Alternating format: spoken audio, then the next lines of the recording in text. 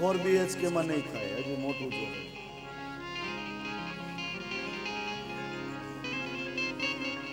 ત્યારે પાછું જ્યારે કળિયુગે માગ્યું, પાછી યાચના કરી, ત્યારે કળિયુગને પરીક્ષિત રાજાએ 5મું સ્થાન આપ્યું. સોનું, સુવર્ણ, જે સોનું પહેરીને રખડતો હોય ને એમાં કળિયુગ પ્રવેશ કરે. બને ત્યાં સુધી સોનું ન પહેરવું.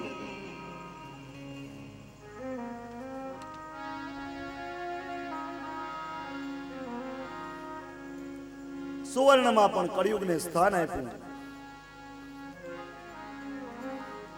અહીંયા સુવર્ણનો અર્થ એવો કરવામાં આવ્યો છે કે અનિતિથી કમાયેલું ધન. બાકી તો નગરી દ્વારકા નહીં હતી ભગવાનની, આખી સોનાની નગરી કાળિયા ઠાકરની હતી.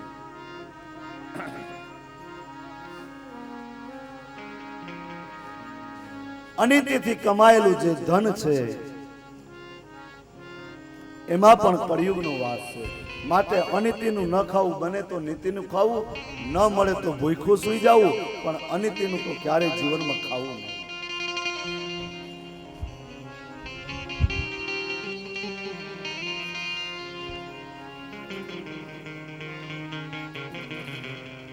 કળિયુગને રહેવાના સ્થાન આપ્યા.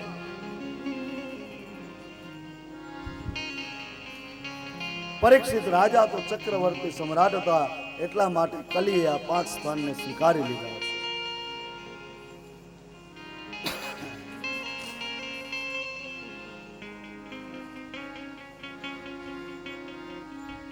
એક વખત રાજા પરીક્ષિત ધર્મના 3 ચરણ કપાઈ ગયા. એ પરીક્ષિત રાજાએ ફરી પાછા જોડ્યા છે. સત્ય, તપા, દયા અને પવિત્રતા.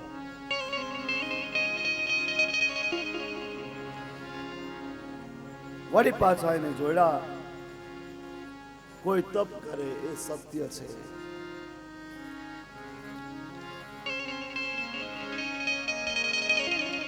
એક વખત રાજા પરીક્ષિત મૃગયા રમવા માટે વનમાં ગયા.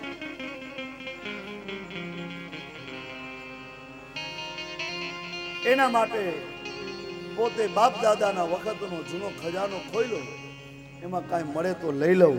અને રાજા પરીક્ષિતે જ્યાં ખજાનો ખોલ્યો એમાં સુંદર મજાનો એક રત્ન જડિત મુગટ નીકળ્યો.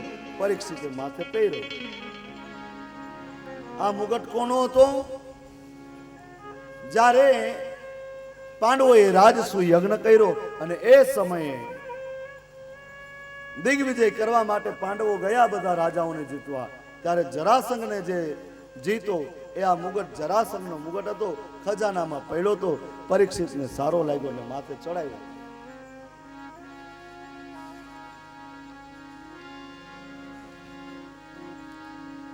આ મુગટ જેવું માથે ધારણ કર્યો એટલે માથે કલી સવાર થયો. કલી સવાર થયો. મધ્યાહનનો સમય છે. રાજા મૃગયા રમવા વનમાં ગયા છે. માથે કલી સવાર છે. ભૂખ્યા તરસ્યા રાજા સમીક ઋષિના આશ્રમમાં આવ્યા.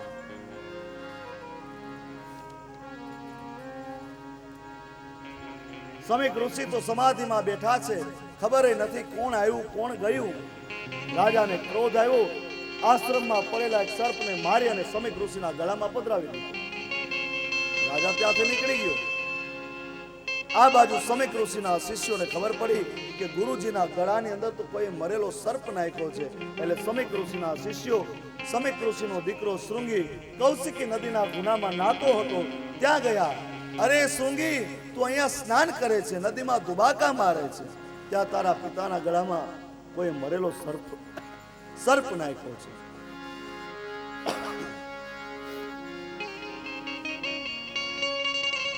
શૃંગી ઋષિ વિચાર કર્યા વગર હાથમાં જલ લીધું કે આજે ભગવાનના સ્વધામ ગવાથી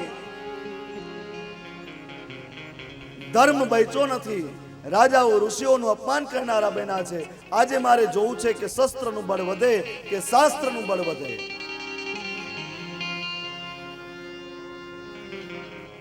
કૌશિકી નદીના જલ શૃંગી ઋષિ હાથમાં લીધું અને સંકલ્પ કર્યો કે જે કોઈ વ્યક્તિએ મારા પિતાના ગળામાં મરેલો સર્પ નાખ્યો છે, આજથી 7મા દિવસે તક્ષક નાગના કરડવાથી વ્યક્તિનું મૃત્યુ થાય.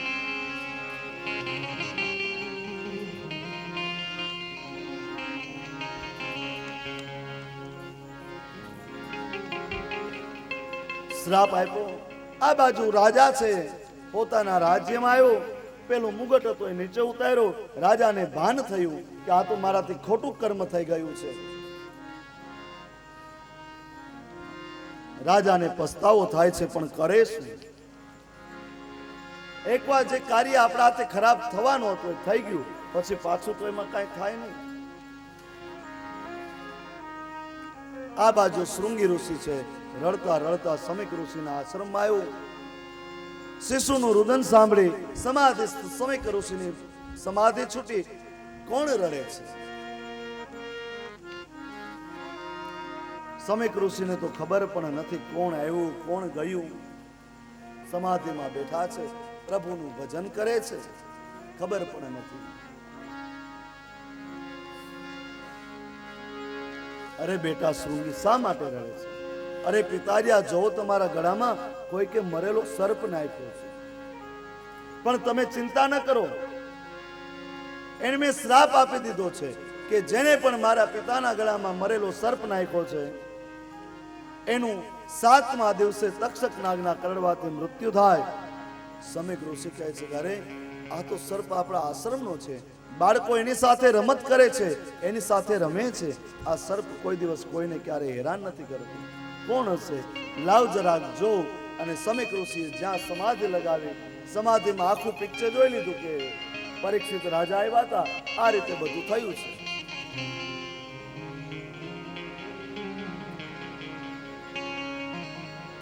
ઋષિએ બાળકને ઠપકો આપ્યો કે બેટા, અપરાધ આવો નાનકડો અને સજા એટલી મોટી. દુનિયામાં હું લઈને આવ્યા અને હું લઈને જવાના છું.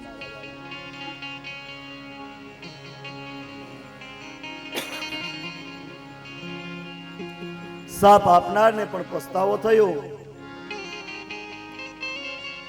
જે શ્રાપિત છે રાજાને પણ પસ્તાવો થયો. ઘરે આવી પોતે પસ્તાવો કરે છે. સમીક ઋષિએ પોતાના શિષ્યોને મોકલ્યા છે પરીક્ષિત રાજાને કહેવા માટે, આજથી 7મા દિવસે તક્ષક નાગના કરડવાથી તમારું મૃત્યુ થવાનું છે.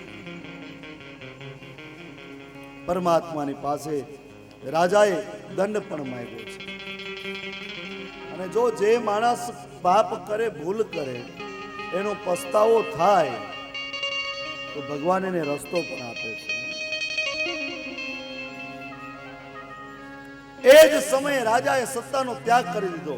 હવે આ સત્તા આપણે ભોગવટો ન કરાય.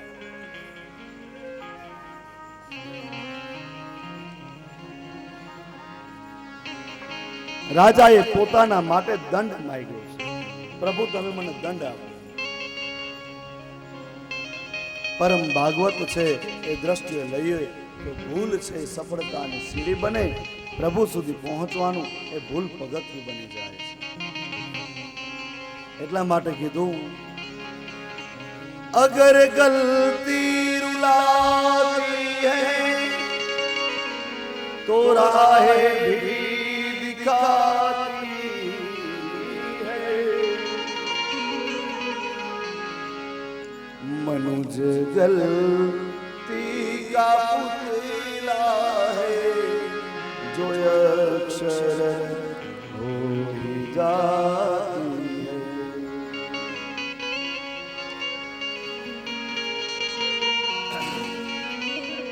જે માણસ પોતાને ભૂલને કબૂલી લે, પોતાને ભૂલને સ્વીકારી લે, એ માણસને ઊંચો ગણાય. માટે ભૂલ કરીએ એનો વાંધો નહીં, પણ એ ભૂલને પાછા સ્વીકારતા શીખવા.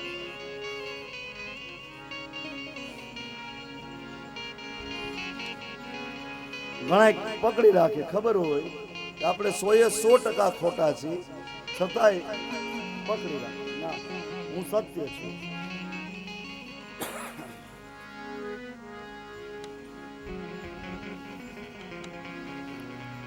પરીક્ષિતે ભૂલની કબૂલ કરી, પસ્તાવો કર્યો છે. બંને પક્ષે પસ્તાવો થયો. પરિણામ એવું આવ્યું કે શ્રાપ છે એ આશીર્વાદ બની ગયો.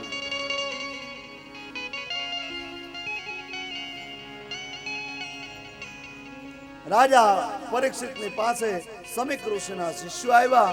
શિષ્યોએ કીધું છે કે રાજા, આજથી 7મા દિવસે તક્ષક નાગના કરડવાથી તમારું મૃત્યુ થશે.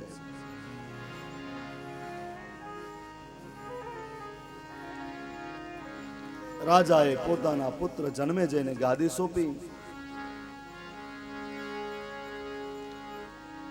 વૈરાગ્યના શસ્ત્રથી મમતાના બંધનને છેદી નાખી અને સત્તા ત્યાગ કરી રાજા પરીક્ષિત ગંગાને કિનારે ગયો છે.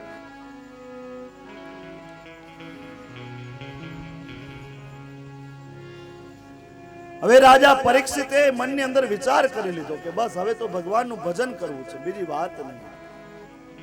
અનશન વ્રત લઈ ગંગાને કિનારે રાજા પરીક્ષિત આવ્યા છે.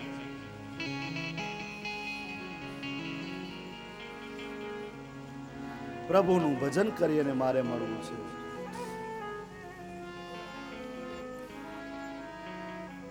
રાજા પરીક્ષિત પોતાના પુત્ર જન્મેજયની ગાદી સોંપી ગંગાને કિનારે ગયા.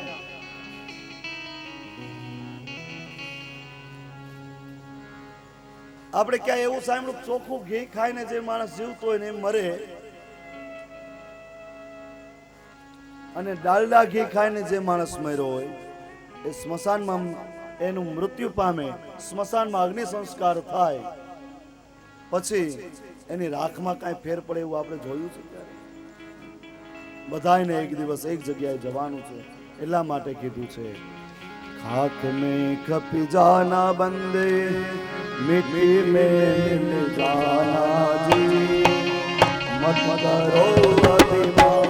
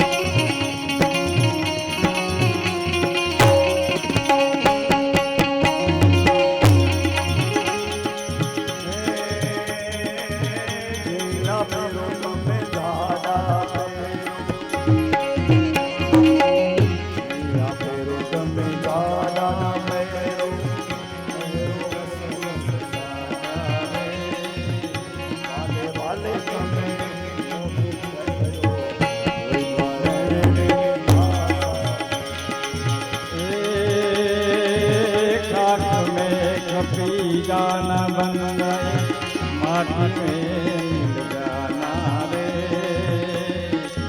मत करो ने अभिमान, पवन से जाना हाथ में कभी जाना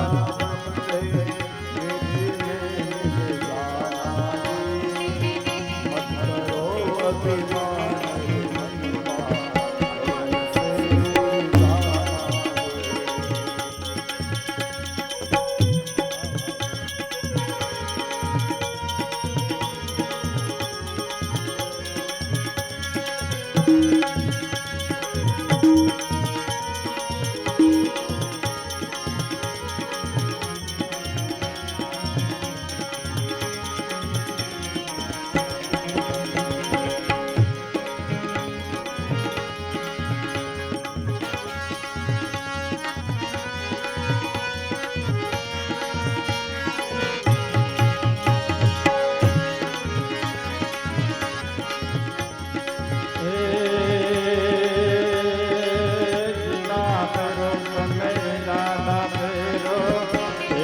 મખમલતા તારે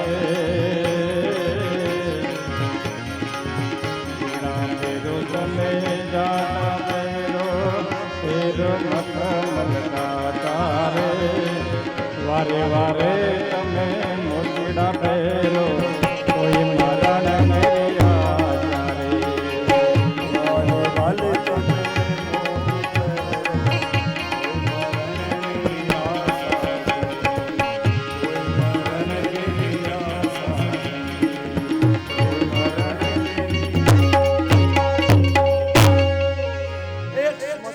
બે ચિત્તાઓ બળે છે.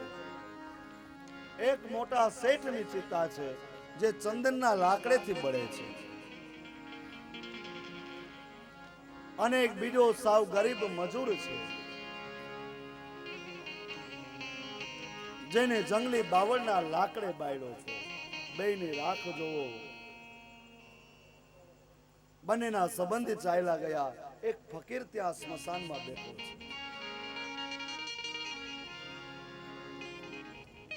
એ ફકીર ઊભો થયો. એક સૂકા મેવાને ચોખ્ખું ઘી ખાઈને ચંદનના લાકડે બળ્યો અને એક બીજો દેશી બાવળના લાકડે બળ્યો. ત્યાં ફકીર વિચારે છે કે આ બંનેની ભસ્મમાં તો કાંઈ ફેર નથી. કદાચ સ્વાદમાં ફેર હોય. ફકીરે પેલા ચંદનના લાકડે બાળેલાની ભસ્મ લીધી અને ચાખી. વળી ઓલા ગરીબ મજૂરની ચિત્તાની ભસ્મ ત્યાં ગયો અને એ ભસ્મને ચાખી. આ હારું આમાંય ફેર નથી કે આય બે હરકી. પછી ફકીર કે તો આ બધા માણસો શ્રીમંત થવા માટે મહેનત શું કામ કરે છે? આ રાખમાં તો કાંઈ ફેર નથી, તો માણસો શ્રીમંત થવા માટે આટલી બધી મહેનત શેની કરે છે? રાતનો સમય, સ્મશાનમાં કેટલા બધા મુર્દા પડ્યા છે કબરમાં, અને ફકીરે મુર્દાઓની સાથે વાતચીત કરે છે.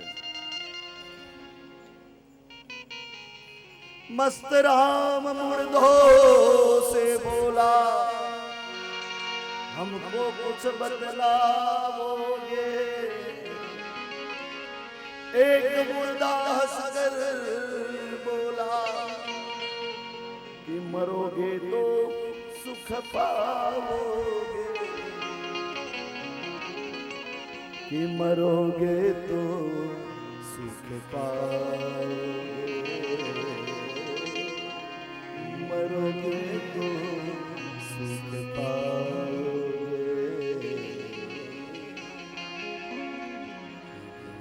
जी दरस जरा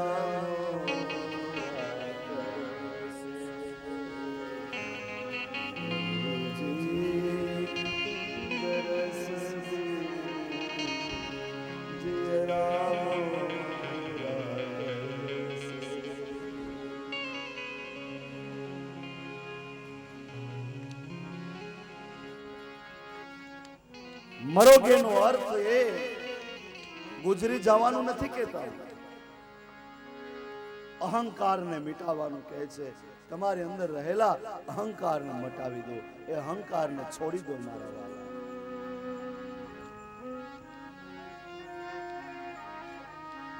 તો સુખી થઈ જશો. જો એક વખત જીવનમાં અહંકારને છોડ્યો તો જીવન તમારું ધન્ય થઈ જશે.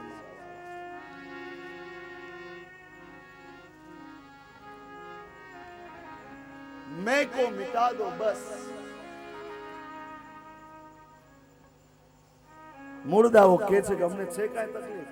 ભાવ વધે, યુદ્ધ થાય, નોટબંધી આવે, કાંઈ તકલીફ મળદાઓ ને એને કાંઈ લેવા દેવા જ ના હોય.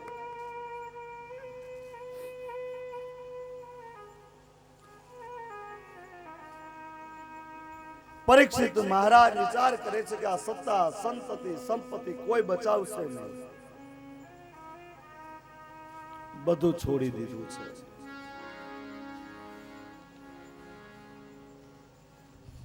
आकर के मेरी कब्र पे उसने जो फूल चढ़ा दिया, आकर के मेरी उसने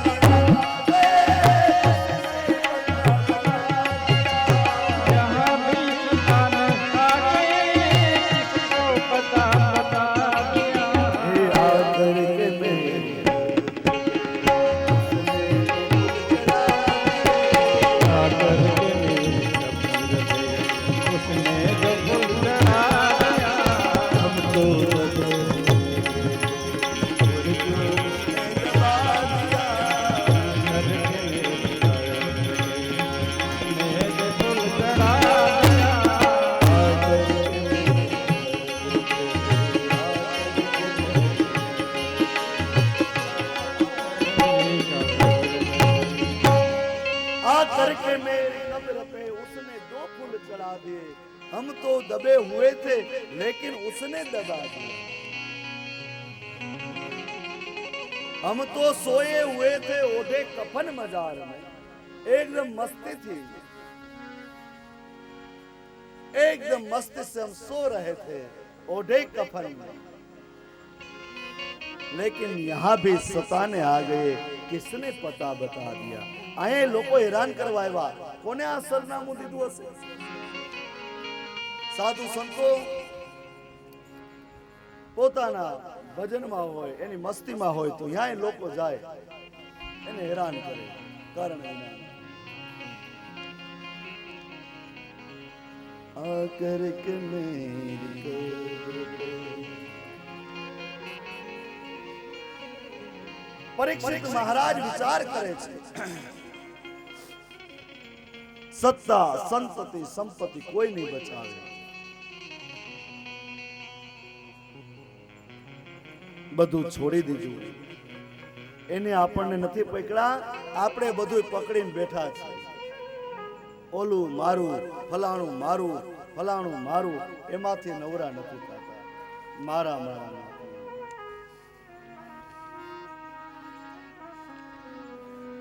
કોઈ કે ને, હે સમજી લે જીવ તારે જાવું છે એકલો, આ તારું નથી તલ ભાર રે, પુણ્ય કરો તો યાદ આયા મારું મારું મદદ કરી, ખાધું નહીં કોઈ ખાવા ના દીધું, હે ઓલા લૂંટારા લૂંટી લૂંટી જાય રે, પુણ્ય કરો તો યાદ આયા। સમજી લે જીવ તારે જાવું છે, આ તારું નથી તલભાર, કાંઈ પુણ્ય કરો તો આડા આવશે। જ્યાં હોય મારું મારું।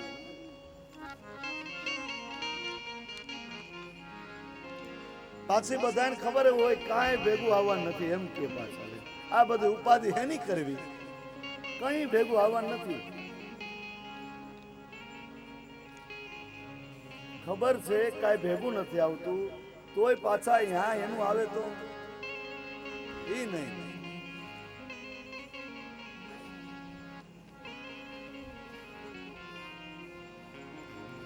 परीक्षित राजा બધું છોડી ગંગાને કિનારે ગયા।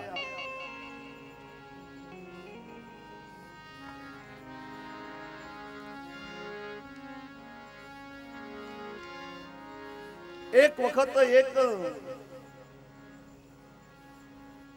કદરૂપો રાજા છે, કોઈ જાતનું રૂપ નથી રાજાને, અને એ રાજાએ પોતાના દરબારમાં એક સરસ મજાની સુંદર સ્ત્રીને નાચ ગાન માટે બોલાવી। नाच गान पूરું થયું ત્યારે પેલી સ્ત્રી કહે છે, बादशाह को मेरी सलाम, एक बात कहनी आपको, अगर आप गुस्सा ना करे तो। बादशाह કહે છે क्यों ने, શું કહેવું છે?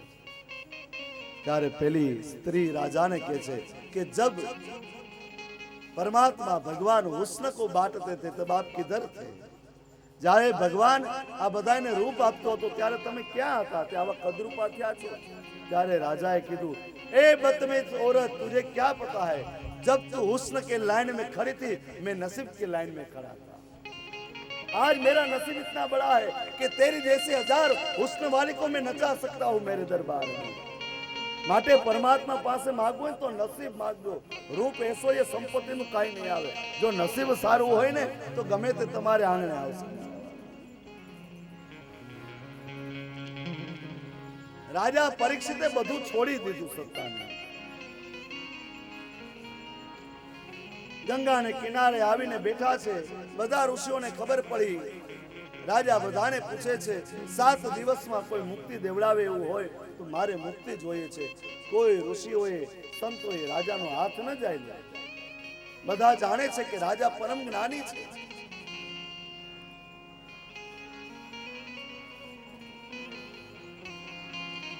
રાજા વિચાર કરે છે કે દિવસ સમય બહુ ઓછો છે.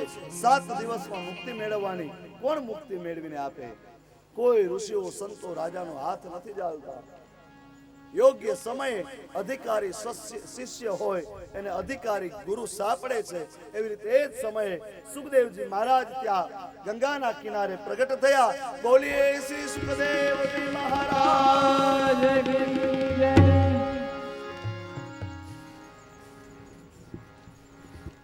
સુખદેવજી મહારાજ આવ્યા છે. નગ્ન દિગંબર, ગુગરાળા વાળ, કમાલપત્ર જેવો શ્યામ વર્ણ, બગલમાં મૃગ ચર્મ છે, હાથમાં કમંડલ છે. આવ્યા સુખદેવજી મહારાજ.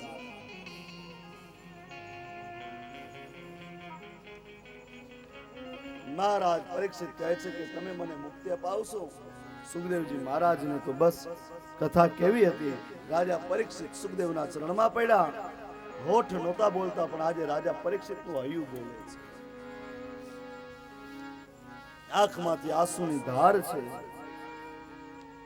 હે ગુરુવર, આ સંસાર રૂપી સમુદ્રમાં ડૂબવા જઈ રહ્યો છું. મારું કલ્યાણ થાય એવું કરો તમે.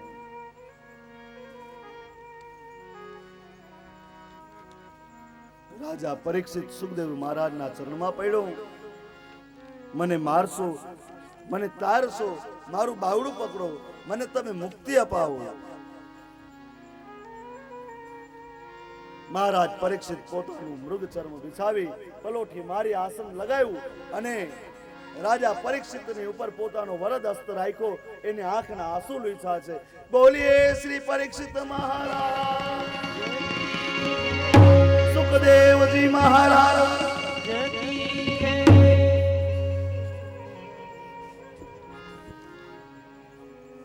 આ પરીક્ષિત રાજાએ સુખદેવજી મહારાજ પાસે કાંઈ કથાનું મુહૂર્ત નહોતું જોવડાવ્યું.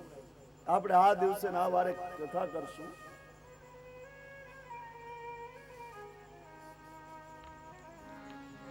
અને સુખદેવજી મહારાજે કાંઈ પોતાની ડાયરીમાં નોંધ પણ નહોતી કરી.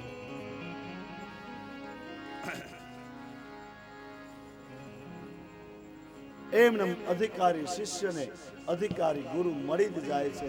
અધિકારી શ્રોતાને અધિકારી વક્તા મળી જ જાય છે. આમાં કઈ નક્કી ના હોય કે આપણે ક્યાં જવાના છીએ. આ લખાઈ ગયું હોય લક્ષ્મણ બાપાના આંગણે બાલચંદ્રભાઈ કથા કરવાની અને કચોટ પરિવાર યજમાન થવાનો છે. અગાઉથી લખાઈ ગયું હોય આયલું આવ્યું. કોનો કણકો ક્યાં લખ્યો હોય કોઈને ખબર છે વાલા? બાકી તો લોકો છે જ્ઞાનનું અભિમાન કરે છે, એનો ઢોંગ કરે છે. આ જગતમાં જ્ઞાની થવું બહુ સહેલું નથી, અઘરું છે વાલા. અને જ્ઞાનને બચાવવું એ પણ અઘરું છે. જ્ઞાન આવે ને એટલે અભિમાન આવે, સંપત્તિ આવે એટલે અભિમાન સાથે હોય.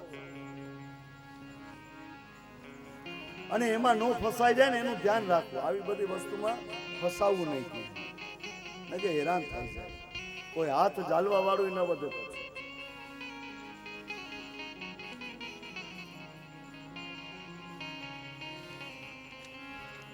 સુખદેવજી મહારાજ આજે પરીક્ષિત રાજાની ઉપર કૃપા કરી માટે યોગ્ય શિષ્ય બનો, યોગ્ય ગુરુ મળી જ જશે. આપોઆપ એને ગોતવા જવાની જરૂર નહીં પડે.